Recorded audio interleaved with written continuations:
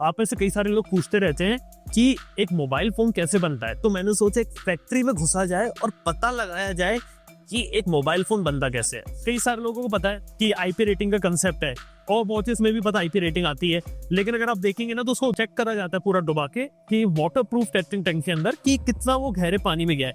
अब सीधी बात है कि यार लोग कितने गहरे पानी में अपनी वॉच पहन के चले आते हैं। खैर वॉच की तो बात चलती रही है, लेकिन एक और सिंपल सी चीज है कि बैटरी का साथ क्या रहता है। सबसे पहले तो यार यहाँ पे आपको दिखाना चाहूंगा, यार बैटरी इंपैक्ट टेस्टर है जिसके अंदर एक वेट को गिराया जाता है बैटरी के ऊपर, क्योंकि आपको पता है कि अगर बैटरी के अंदर कोई भी डैमेज अगर होगा ना तो जो बैटरी रहेगी ना उसके अंदर फायर इंसिडेंट वगैरह हो सकते हैं। वो चीज प्रोटेक्शन करने के लिए यहाँ पे ऑलरेडी सेफ्टी करे जाते हैं, इसलिए से बैटरी हैमर टेस्ट किया जाता है। एक बार प्रोडक्ट डिजाइन हो गया तो उसे बनाने से पहले उसके हर एक एक पार्ट की टेस्टिंग की जाती है। इस वजह से बैटरी की जो टेस्टिंग रहती है one of the most crucial part वो यहाँ पे रहता है। इंडिया में सड़क पे जा रहे हो और इतना ज्यादा कंस्ट्रक्शन हो रहा है, रोड बन रही है, तो वहां पे ना काफी ज्यादा धूल मिट्टी उड़ती है और धूल मिट्टी हटाने के लिए तो अगर आप देखेंगे ना तो ये इसलिए किया जाता है ताकि धूल मिट्टी आपके मोबाइल फोन में आसानी से ना घुसे। जो बेसिकली ज्यादातर लोगों को लगता है कि यहाँ पे स्मार्टफोन के अंदर जो थर्मल्स होते हैं वो, यानी कि यार एक मोबाइल फोन आपको पता है इंडिया में अभी मई में कितनी गर्मी पड़ने वाली है, ऐसा लग रहा है ना अब की बार 50 बार यहाँ पर यही होने वाला है। तो इसी के लिए टेस्टिंग की जाती है जहाँ पे 60 डिग्री सेल्सियस तक मोबाइल है। कुछ फोन रखे गए हैं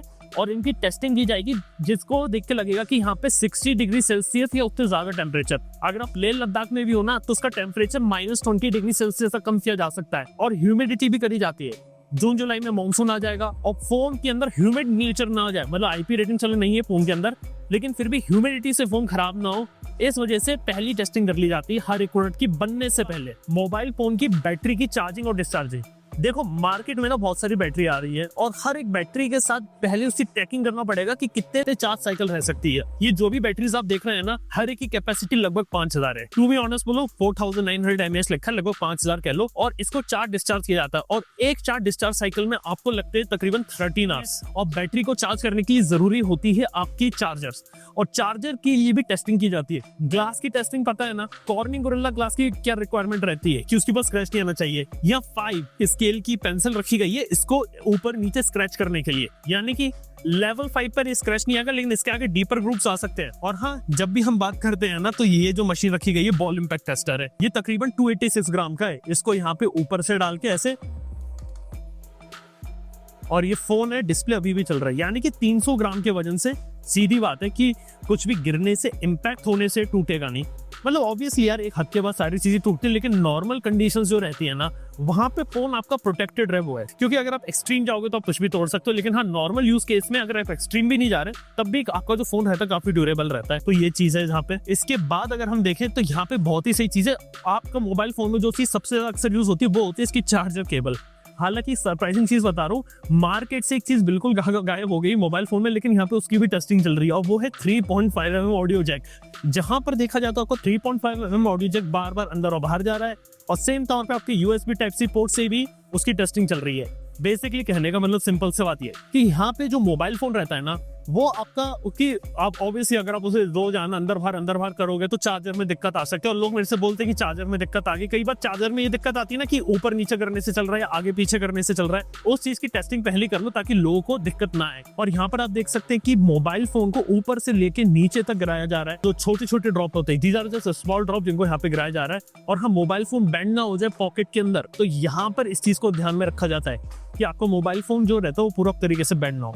और ऑब्वियसली यहाँ पर जो रहता है ना वो ड्रॉप टेस्ट किया जाता है पूरे मार्बल के ऊपर, मोबाइल फोन को ऊपर से लेकर नीचे के गिराते हुए। इस हिसाब से देखा तो मोबाइल फोन के डब्बे से लेकर चार्जर, केबल और मोबाइल फोन की बैटरी, हर एक चीज की पहले टेस्टिंग हो जाती है ताकि जो एंड यूजर है ना उसे यहाँ पर कोई भी प्रॉब्लम नहीं है। दोस्तों फाइनली देखा जाए ना तो मैं एक फैक्ट्री में आ चुका हूँ जहाँ पे इंडिया में बनी कंपनी इंडिया में अपने स्मार्टफोन बनाती है। तो मैं बताता हूँ कि एग्जैक्टली में फोन यहाँ पर कैसे बनता है। तो सबसे पहले ना फोन के अंदर सबसे इंपॉर्टेंट चीज क्या होती है, एक प्रोसेसर ही होता है। और प्रोसेसर पता किस पे लगता है, एक मदरबोर्ड पे जो कि आपकी पीसीबी रहती है, और वो आपको यहाँ पे बनती हुई देखने को मिलती है। ये एक प्रिंटेड सर्किट बोर्ड है जिसके ऊपर जो आपका प्रोसेसर होता है वो लगता है और बाकी सारी चीजें इसके ऊपर रहती है। इसके अंदर बस बेसिकली कनेक्शन रहते हैं लेकिन सारी चीजें इसी के ऊपर ही जाके प्रिंटेड होती है। उसके बाद आप देखते हैं कि किस तरीके से अलग अलग प्रोसेस रहती है। जैसे ये जो लावा शार्क है इसका ये जो मदरबोर्ड है इसके ऊपर QR लगा दिया गया, और ये जो उसका रैम स्टोरेज होगी यहाँ पे 4GB रैम 64GB होगी। इसके बाद देखा जाए तो इसके ऊपर अलग अलग तरीके से जो आपका स्लाइसिंग होती है वो की जाती है, यानी कि सिंपल सी बात है कि इसके ऊपर स्प्रेड कर दिया जाता है जिसके ऊपर आपकी सोल्डरिंग की जाती है। तो यहाँ पे जो सोल्डरिंग वाला ऑपरेशन होता है वो यहाँ पे परफॉर्म किया जाता है। इसके बाद जो चेकिंग होती है वो यहाँ पे आपको देखने को मिलती है किस तरीके से गुड और ये है। इसके बाद सबसे इंपॉर्टेंट चीज, जिस मदरबोर्ड के ऊपर प्रोसेसर और चिप्स कैसे लगती है, मैं आपको सिंपल सी चीज बताता हूँ। ये एक रोल रहता है, ये आपको अलग अलग सेमीकंडक्टर वाली कंपनी जो रहती है ना बनाकर देती है, और इसमें एक एक चिप रहती है। और यहाँ पर क्या रहता है ना कि हर एक सर्किट बोर्ड के ऊपर एक चिप लगती है, यानी कि इसमें से एक पॉइंट उठाया जाता है जिसके अंदर आपकी कोई चिप रहती है, और वो चिप आगे उसके ऊपर बिल्ड करना शुरू कर देती है। इस तरीके से यहाँ पे काम होता है। यहाँ से निकलने के बाद यहाँ पर जो चेकिंग की जाती है हर एक चीज की वो यहाँ पर आपको देखने को मिलती है। और यहाँ पर आप देख सकते हैं कि जो प्रोसेसर होता है वो मदरबोर्ड के ऊपर कहाँ से लगाया जाता है, और ये आप देख सकते हैं जो प्रोसेसर वाला पार्ट है वो आपको देखने को मिल रहा है। और फाइनली निकलने के बाद यहाँ पे जो सोल्डर पेस्ट रहता है ना उसको इस ओवन के अंदर डाला जाता है, जहाँ पे जैसा आपका पिज्जा बनता है ना, जैसे पिज्जा का बेस हो गया, टॉपिंग हो गई, फिर उसको गर्म किया जाता है, सेम चीज तरीके से। और यहाँ पर आप देख सकते हैं कि किस तरीके से एक जो प्रोसेसर वाला जो पूरा पार्ट है, पूरा मदरबोर्ड है, ये आपका यहाँ पे पूरा बन के निकल गया और आगे फाइनली जाता है टेस्टिंग के अंदर, जहाँ पे इसको अलग अलग तरीकों से स्कैन किया जाता है और यहाँ पे इसको टेस्ट किया जाता है। ये देख सकते हैं आप लोग, ये जो मदरबोर्ड वगैरह जो बने हुए हैं यहाँ पे फोन के अंदर लगने वाली PCBs, उनके ऊपर प्रोसेसर लगा हुआ है, उसकी यहाँ पे चेकिंग चल रही है।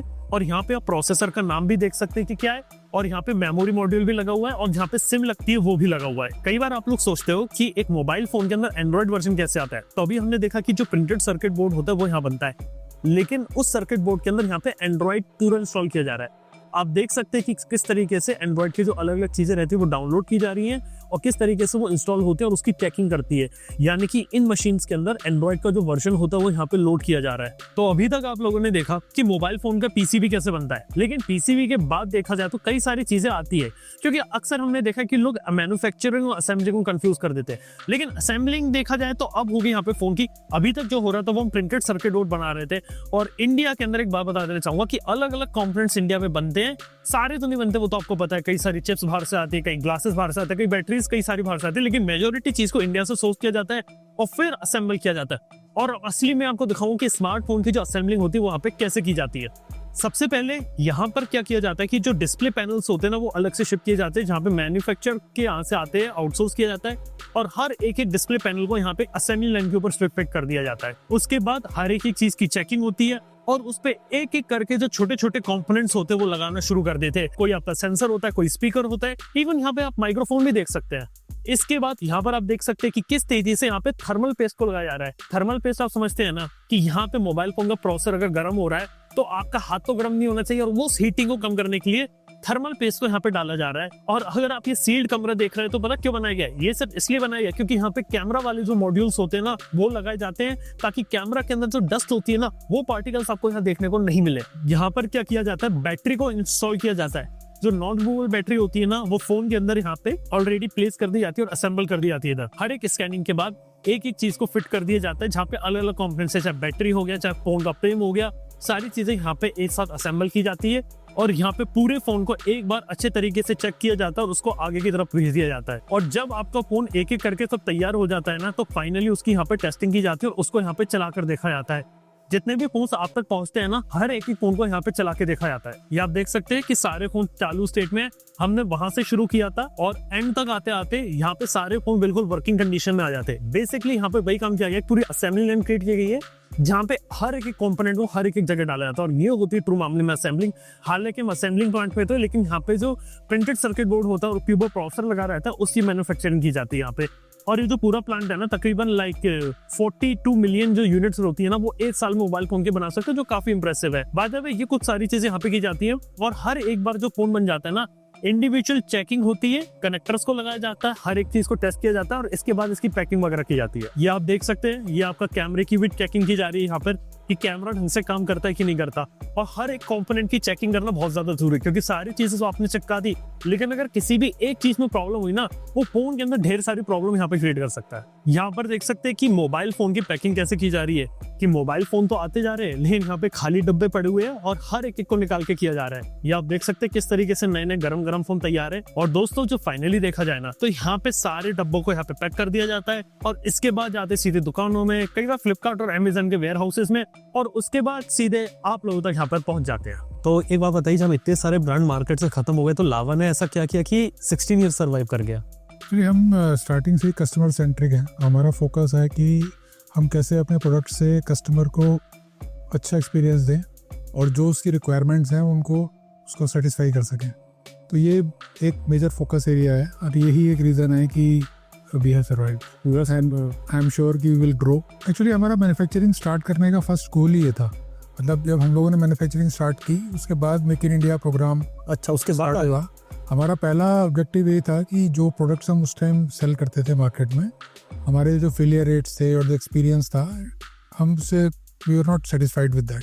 तो उसको इम्प्रूव करने के लिए ही फर्स्ट टारगेट था, और हमने पहले साल में ही जो प्रोडक्ट्स यहाँ पे इंडिया में लॉन्च किए लोकल मैन्युफैक्चरिंग से, उसका मार्केट फेलियर रेट आधा हो गया था जो हम उससे पहले सेल करते थे। बिल्कुल।